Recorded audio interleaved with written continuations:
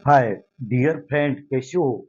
आपका हमारे चैनल में स्वागत है। तो देखिए, आपकी डिमांड पर हम लेकर आए हैं आपके लिए जो व्रत से संबंधित कुछ महत्वपूर्ण बिंदु हैं।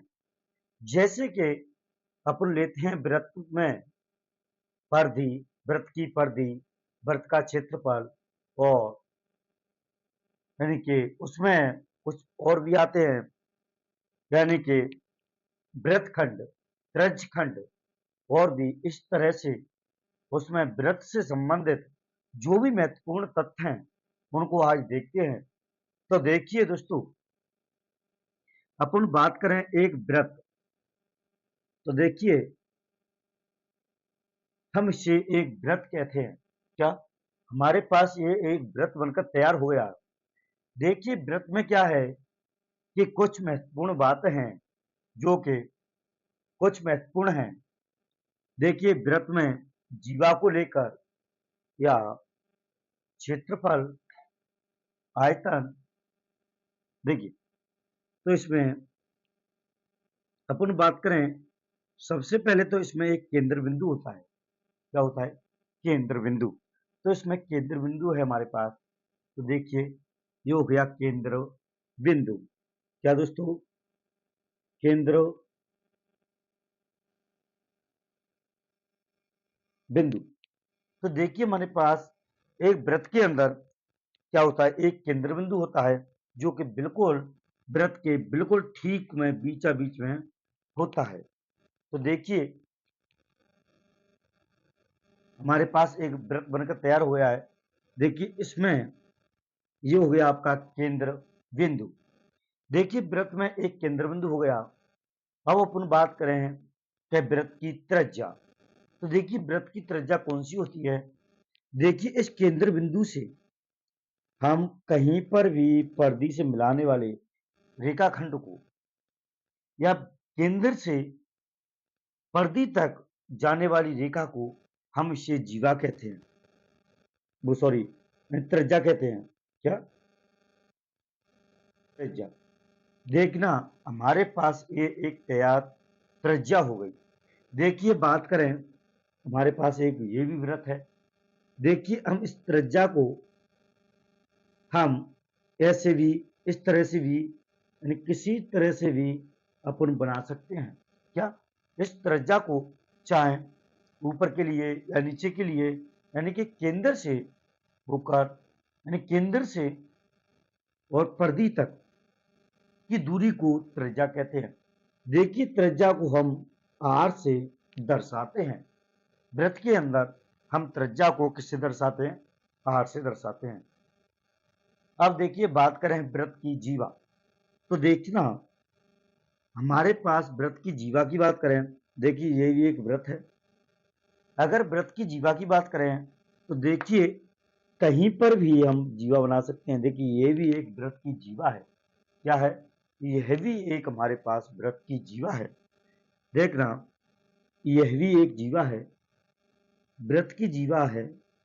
ये भी देखना दोस्तों, यह भी वृत्त की जीवा है।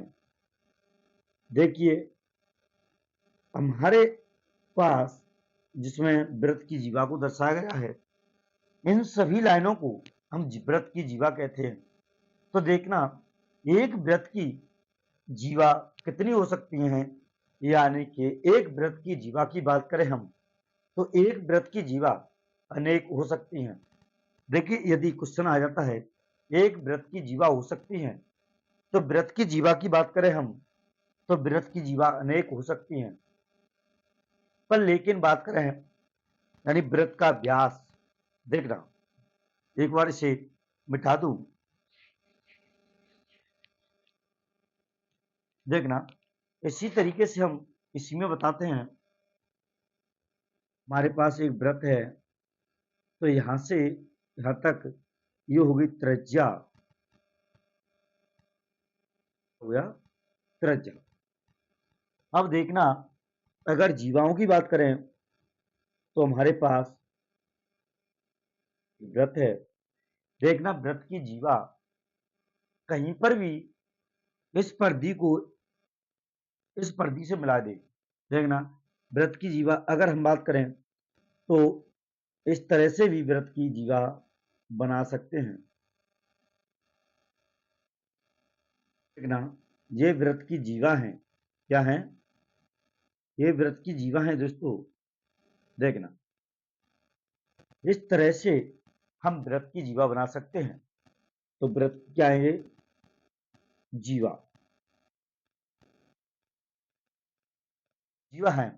देखिए, एक होता है अपने पास व्रत में एक व्यास। क्या? व्यास।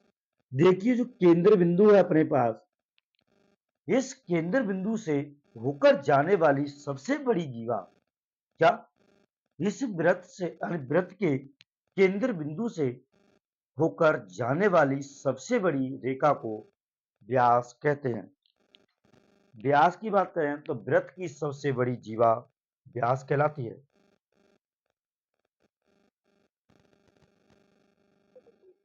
यानी व्यास किसे कहते हैं? व्रत की सबसे बड़ी जीवा को व्यास कहते हैं।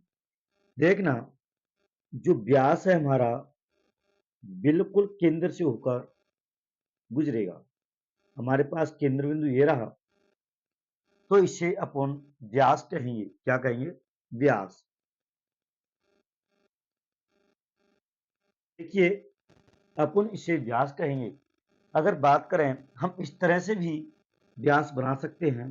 देखना, चाहे जैसे भी हो, पर लेकिन केंद्र बिंदु से होकर गुजरना चाहिए।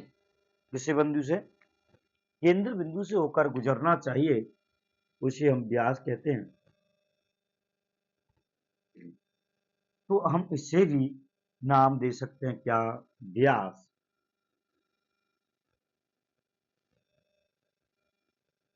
हम इसे भी क्या कहते हैं? व्यास कहते हैं।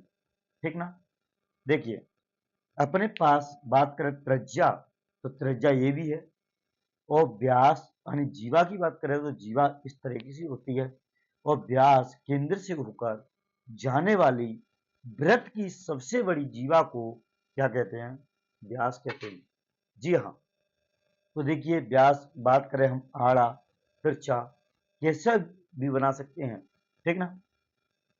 अब बात करें वृत्त और वृत्त खंड। देखिए, वो वृत्त और वृत्त खंड। और देखिए, तो अपने पास बात करें, ये हमारे पास एक वृत्त तैयार हुआ। क्या तैयार हुआ? वृत्त। तो देखिए, ये हमारे पास वृत्त है। खंड माने, देखिए अब कहते किसे हैं? वृत्त खंड किसे कहते हैं? क्या? वृत्त खंड। देखिए, जैसा कि अपन को नाम से भी स्पष्ट हो रहा है कि वृत्त खंड। वृत्त, वृत्त माने एक वृत्त, खंड माने टुकड़ा। एक वृत्त का टुकड़ा, उसे क्या कहते हैं? वृत्त खंड। तो देखना दोस्तों, ये हमारे पास एक वृत्त है। अब मैं इसके खंड करता हूं या टुकड़ा करता हूं। तो देखिए, मैंने इसके टुकड़े कर दिए दो। कितने कर दिए? मैंने इसके टुकड़े कर दिए दो। तो देखिए, आपको जैसा कि दिखाई दे रहा होगा, ये हो गया दीर्घ। दीर्घ माने बड़ा। तो दीर्घ वृत्त खंड। कौन सा वृत्त खंड? दीर्घ वृत्त खंड। हाँ, क्लियरिटी तो ठीक है, सब ठीक है। देखना, तो ये हो गया हमारे पास दीर्घ वृत्त खंड। और ये हो गया लघु माने छोटा। लघु वृत्त खंड। तो देखना, इसे एक बार सही अच्छी तरीके से समझा देता हूं मैं। लघु वृत्त खंड और दीर्घ वृत्त खंड कहते किसे? देखना, हमारे पास सबसे पहले ये हो गया एक वृत्त। क्या हो गया? वृत्त। अपन इसे बोलेंगे वृत्त। क्या बोलेंगे? वृत्त। एक केंद्र बिंदु है। देखना, वृत्त हो गया। अब इसमें मैंने इसके कर दिए दो टुकड़े। देखना, तो यह तो हो गया दीर्घ वृत्त खंड। क्या? दीर्घ वृत्त। और देखना, जो दिखाई दे रहा है हमको ये वाला, यानी ए वाला दिखाई दे रहा है,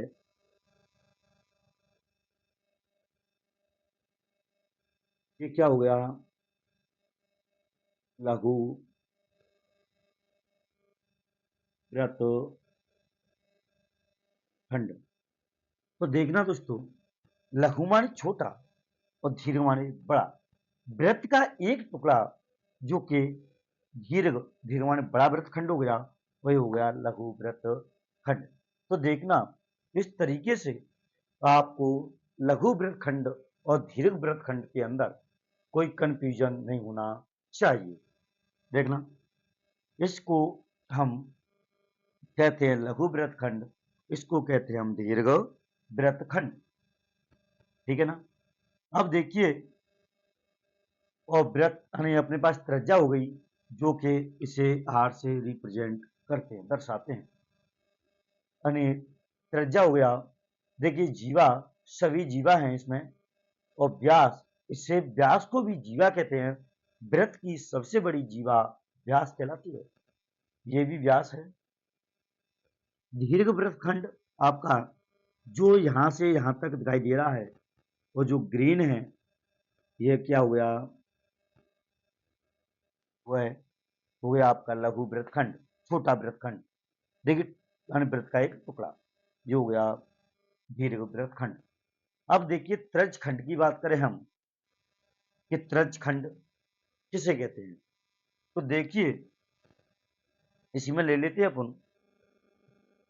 देखिए, अपने पास एक ये रहा वृत्त, क्या, ये रहा अपने पास एक वृत्त। इसमें बात करें हम लघु त्रज खंड और दीर्घ त्रज खंड। तो देखिए, अपने पास एक केंद्र बिंदु हुआ, यहां पर बात करें जैसे कि मैंने ए बना दिया 90 डिग्री का कोण, 90 डिग्री का 90 डिग्री का कोण। तो देखना, हम इसमें बात करें कि वृत्त खंड, तो वृत्त खंड तो आपके पास ये हो गया, एक वृत्त का एक खंड टुकड़ा है, ये भी एक वृत्त खंड कह सकते हैं इसे। पर लेकिन त्रज खंड की बात करें, देखिए त्रज खंड से स्पष्ट होता है, अपने पास पूरे की इसकी बात करें तो क्या, ये हो गया अपने पास पूरा कितने डिग्री का कोण होता है, 360 का। तो देखना दोस्तों, जो आपको यह दिखाई दे रहा है 90 डिग्री का, ये वाला, देखिए, तो इससे बोलेंगे अपन लघु, क्या, लघु त्रज खंड, त्रज खंड क्या बोलेंगे, लघु त्रज खंड। हाँ, यहां तक दिखाई दे रहा है, हाँ, लघु त्रज खंड। और इसको जो अपने दिखाई दे रहा है, जो रह गया ये वाला,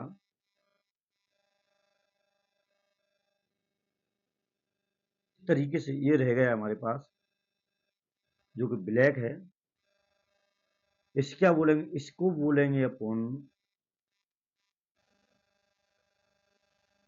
लघु त्रज खंड हो गया। ये हो गया दीर्घ त्रज खंड, क्या, दीर्घ त्रज खंड। देखिए, अपने पास यह हो गया दीर्घ त्रज खंड, जो कि यह बड़ा हिस्सा दिखाई दे रहा है वृत्त का, ये हो गया दीर्घ त्रज खंड, तो ये हो गया, देखना, ये लघु वृत्त त्रज खंड। जी हाँ। अब देखिए, इसमें अभी वृत्त में रह गया है परिधि परिमाप, उसे बोलते हैं वृत्त का परिधि या परिमाप। देखिए, तो अगर बात करें हम, जैसे हमारे पास यह एक वृत्त है, वही ठीक से नहीं है, देखना, अपने पास यह एक वृत्त है, क्या है, वृत्त।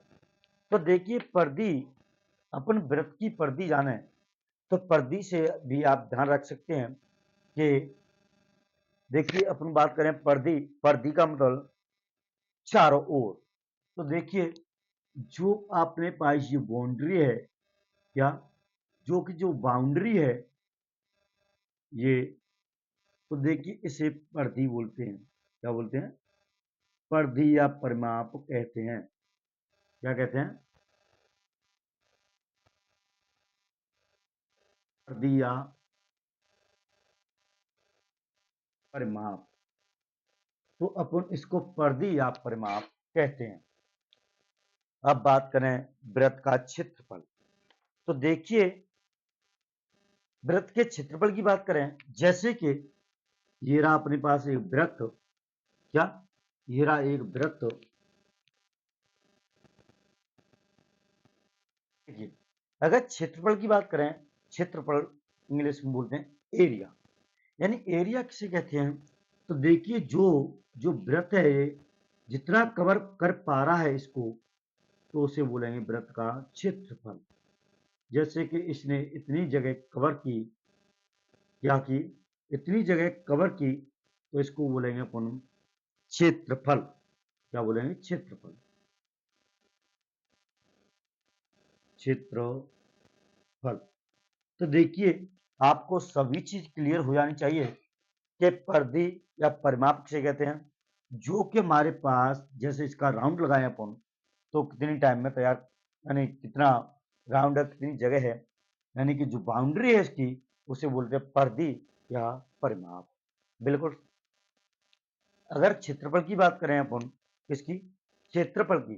तो क्षेत्रफल किसे कहते हैं? जो कि अपने पास जैसे कि यह वृत्त है, इस यह कितने एरिया को कवर कर रहा है, यानी कितने क्षेत्रफल को घेर रहा है, तो ये हो गया आपका क्षेत्रफल। जी। अब वृत्त की त्रिज्या की बात करें, तो देखिए जो केंद्र बिंदु से परिधि तक की दूरी या त्रिज्यखंड को त्रिज्या कहते हैं। वो रेखा को त्रिज्यखंड कहते हैं, जिससे आर से अपन दर्शाते हैं। ठीक ना?